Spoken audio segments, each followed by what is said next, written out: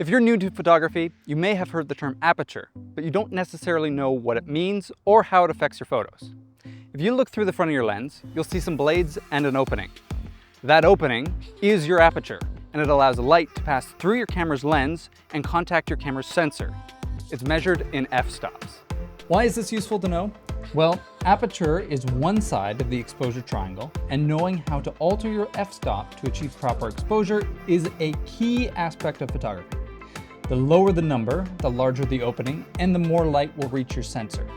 If all other settings are kept the same, this creates a brighter image. Additionally, it has a significant impact on your depth of field, which is an extremely useful compositional tool for any photographer.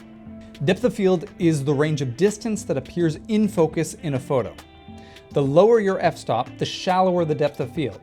That's why a lot of portrait photographers like using prime lenses. They generally have f-stops of 1.8 or lower, and that shallow depth of field makes the subject really stand out from the background. Conversely, landscape photographers generally like deep depth of field to capture as much of the scene in focus as possible. Becoming a great photographer requires a mastering of the fundamentals, and aperture is one of them. Now you know that this technical aspect of photography can also be used as a creative tool that will control both your depth of field and your exposure.